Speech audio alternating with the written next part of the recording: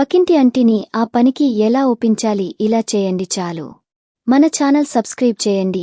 ఇది పార్ట్ 8. మిగతావి మన ఛానల్లో ఉన్నాయి చూడండి. ప్లీజ్ మీకు దండం పెడతాను. మా అమ్మాయికి 3 సంవత్సరాలు.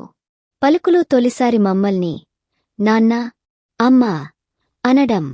మనమిద్దరం ఎదురుచూసిన క్షణం. ఆ చిన్న ముఖంలో నాకు నావాడు కనిపించాడు. అతని చూపులో తల్లి కనిపించేది.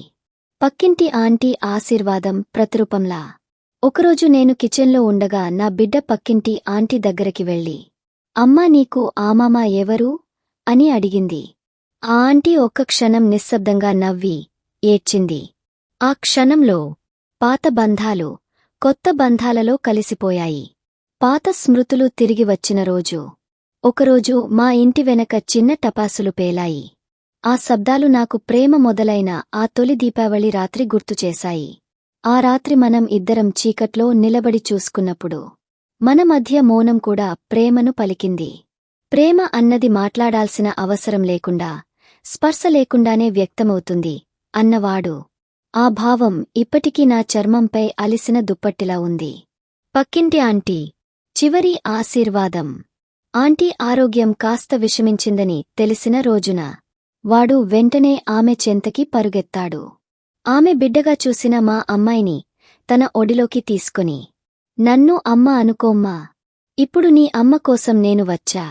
ఆమె చివరగా మమ్మల్ని చూసి అన్నది, మీ ప్రేమను చూసి నాకు దేవుడి ప్రేమ గుర్తొస్తుంది. మీ బిడ్డ చూడటమే నా జీవితం విజయంగా ముగిసినట్టు. ఆమెలో ఆ దేవత వెలిసింది. మన ప్రేమకు చివరి అంగీకారం ఇచ్చింది. తిరిగి జీవితాన్ని ప్రేమించడం. ఆ తరువాత వాడు తన ఉద్యోగం మళ్ళీ పొందాడు. ఆ రోజు ఇంటికొచ్చి పాపకి బుక్స్ తీసుకొచ్చి చెప్పిన మాట, నీ అమ్మ నాకు పాకశాల, నీవు ఇప్పుడు నా పాఠ్యం. ఇప్పుడు మనం ముగ్గురం కలిసి రోజు రాత్రి ఒక్కసారైనా దేవుని పేరు జపించటం ప్రేమ మీద మనం పెట్టుకున్న భక్తికి గుర్తుగా మారింది. ముగింపు.